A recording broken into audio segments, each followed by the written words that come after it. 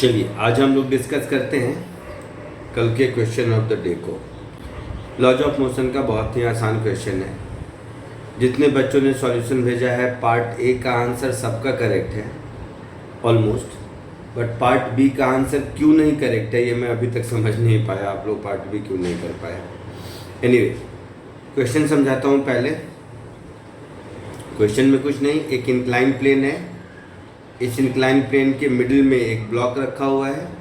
इस incline plane को force F leftward direction में लगाया जा रहा है। पूछा है कि इस F की वैल्यू कितनी होनी चाहिए कि ये स्मॉल m इक्विलिब्रियम में रहे। ठीक है, तो इसका फ्री बॉडी डायग्राम ड्रॉ करते हैं। स्मॉल mg नीचे एक्ट करेगा,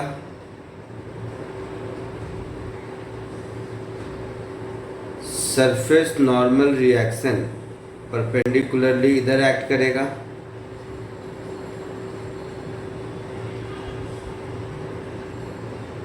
और पूरा का पूरा सिस्टम अगर हम मान लेते हैं ए एक्सीलरेशन से टुवर्ड्स लेफ्ट जा रहा है, तो इस स्मॉल m पर एक स्यूडो फोर्स ma इधर की ओर एक्ट करेगा।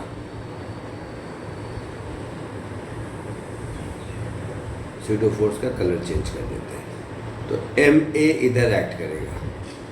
अब ये इक्विलिब्रियम में रहे, इस पर नेट फोर्स 0 हो, उसके लिए हम ऐसा कह सकते हैं कि n का एक कंपोनेंट mg को बैलेंस करेगा और n का दूसरा कंपोनेंट ma को बैलेंस करेगा।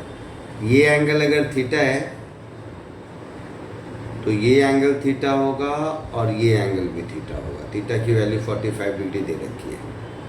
तो n का ये वाला component that is n cos 45 degree ये mg को बैलेंस करेगा, और n का ये वाला कंपोनेंट n sin 45 डिग्री ये ma को बैलेंस करेगा। तो इन दोनों बातों को लिख लेते हैं। सो n cos 45 degree this is equal to mg and n sin 45 degree this is equal to ma। दोनों को अगर हम डिवाइड कर दें तो tan 45 degree is equal to a by g. tan 45 1 होता है, तो a की वैल्यू हो गई g के बराबर।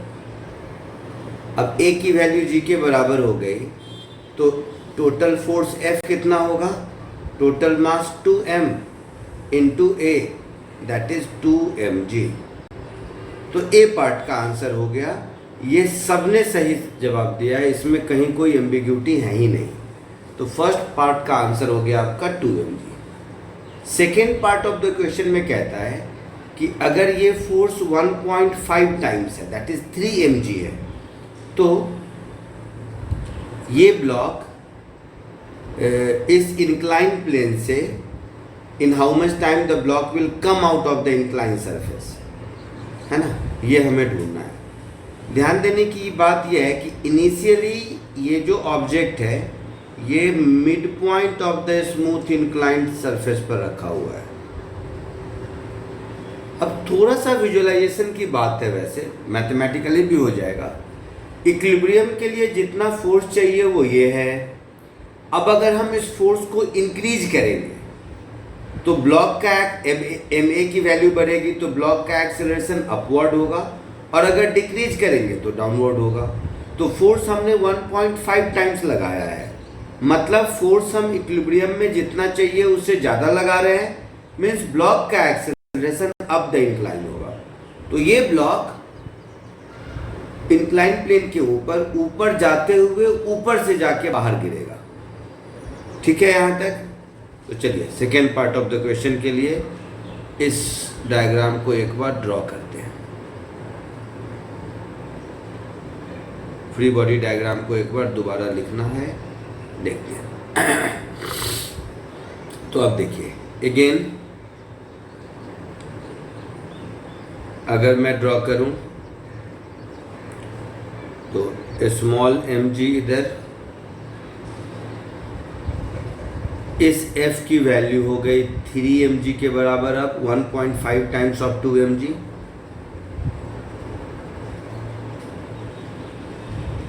ये हो गया normal reaction perpendicular to the incline,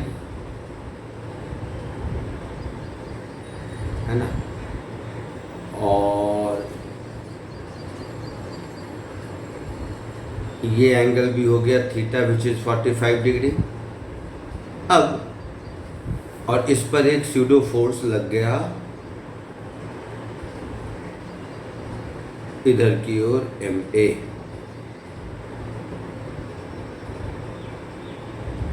ठीक है, तो along the inclined plane, along the inclined plane मतलब इधर, अगर मैं फ्री बॉडी डायग्राम ड्रॉ करूं तो ये भी थीटा हो गया, तो ये हो गया MA cos थीटा, और ये इधर हो गया MA sin थीटा, और साथ ही साथ ये इधर हो गया MG cos थीटा, और ये इधर हो गया MG sin थीटा। ठीक है, तो ये जो A एक्सेलरेशन है हमने इस वेज का राइटवर्ड लेफ्टवर्ड डायरेक्शन में माना है, तो वेज का एक्सेलरेशन लेफ्टवर्ड डायरेक्शन में हमने A मान लिया, और इस ब्लॉक का एक्सेलरेशन अपवर्ड डायरेक्शन में कुछ अपने मन से एज्यूम कर लेते हैं। लेट्स से कुछ नाम दे दीजिए इसका, A0 या A1, कुछ मान लीजिए A1 नाम दे देते हैं। अब अगर हम इस स्मॉल ब्लॉक का इक्वेशन ऑफ मोशन लिखें, पेन का कलर चेंज कर देते हैं, ब्लैक ले लिया, तो क्या लिखेंगे, MA cos थीटा, एक सेकेंड इसका थिकनेस बढ़ा देता हूँ,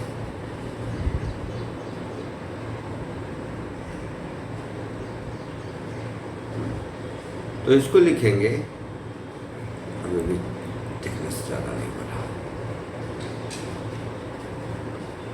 अभी हम लिखेंगे MA cos theta minus MG sin theta is equal to MA1, इसको हमने A1 कह दिया, MA1। तो यहाँ से A1 की वैल्यू मुझे मिल गई A cos theta minus G sin theta, theta 45 degree है, सो A माइनस G अपॉन √2, ये मैंने A1 की वैल्यू लिख दी। A1 की वैल्यू लिखकर यहाँ रख देते हैं। अब यहाँ से समझ आ रहा है कि अगर A की वैल्यू मिल जाए तो हमारा काम चलेगा। A क्या है, एक्सेलरेशन ऑफ इंक्लाइंड प्लेन, इसको जरा पूरा कर देते हैं। अगर ये A1 मुझे मिल गया तो L/2 is equal to half A1 into T²। तो यहाँ से T की वैल्यू हो जाएगी √L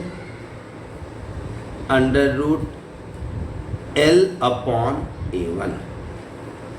सो फाइनली जो दिक्कत है वो A1 ढूंढने का है, तो थोड़ा और ठीक कर दूँ तो रूट के अंदर हो जाएगा √2 A माइनस G, नहीं sorry, √2L upon A minus G। सो सारा ओनस लाई कर रहा है अब मेरा A ढूंढने पर। A क्या है, इंक्लाइंड प्लेन का एक्सेलरेशन। तो इंक्लाइंड प्लेन के एक्सेलरेशन के लिए एक बार इंक्लाइंड प्लेन का फ्री बॉडी डायग्राम ड्रॉ करते हैं।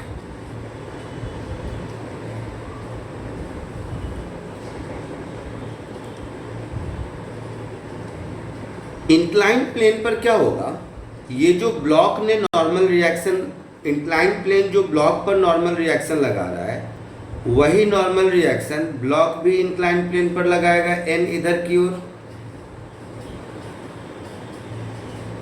और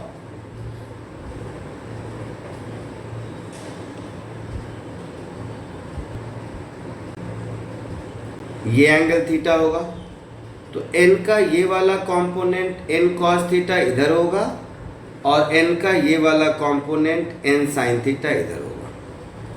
तो इसका इक्वेशन ऑफ मोशन जब हम लिखेंगे तो f माइनस n sine theta is equal to m into a. f की वैल्यू भी पुट कर देते हैं इक्वेशन 1 लिखने से पहले। f की वैल्यू है 3mg, so 3mg minus n sine theta is equal to ma, ऐसा लिख देते हैं। अब n की वैल्यू के लिए वापस पुराने वाले फ्री बॉडी डायग्राम पे आइए। तो यहाँ से n की value ma sine theta plus mg cos theta दिख रही है ना। इस n की वैल्यू अगर आप यहाँ से देखेंगे तो ma sine theta plus mg cos theta दिख रही है। तो इसको हम लोग लिख देते हैं 3mg माइनस n की वैल्यू है ma cos theta plus cos theta sine theta वैसे एक ही है 45 डिग्री, तो ऐसा कर देता हूँ, थोड़ा छोटा कर देते हैं। m को बाहर लिख देते हैं, इधर a प्लस जी लिख देते हैं और साइन कॉस दोनों बराबर है तो मैं साइन स्क्वायर थीटा लिख देता हूँ क्योंकि 45 डिग्री है। This is equal to ma। तो ये हो गया साइन स्क्वायर थीटा को 1/2 कर दीजिए, so 3mg minus ma/2 minus mg/2 is equal to ma।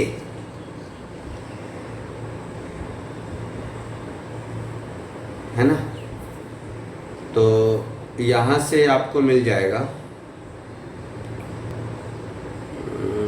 3mg/2 यहाँ पर है, mg/2 यहाँ पर है, 3 2 जा 6 माइनस 1 5mg/2।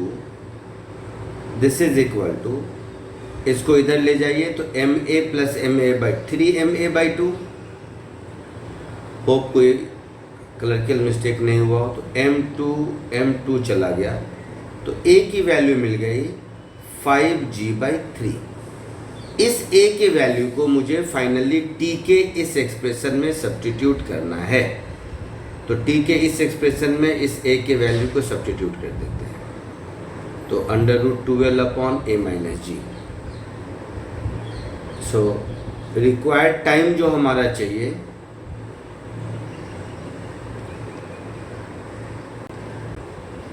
वो रिक्वायर्ड टाइम t की वैल्यू है √,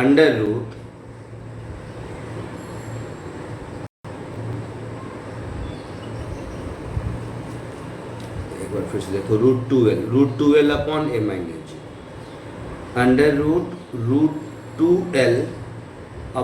√2l/a-g, that is 5g minus 3 minus g।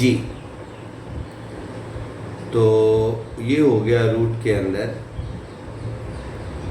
√2l/5 minus 3 2g, और ये वाला 3 ऊपर चला गया। थोड़ा और इसको एडजस्ट कर दूं तो रूट के अंदर हो गया 3l/√2g। This will be your answer. So question difficulty level के पॉइंट ऑफ व्यू से पूछोगे, मीडियोकर क्वेश्चन था, कोई बहुत अच्छा क्वेश्चन मैं इसको नहीं बोलूँगा, बट ठीक है, प्रैक्टिस के लिए गुड। चलिए नेक्स्ट वीडियो में मिलते हैं नए क्वेश्चन ऑफ द डे के साथ। बाय।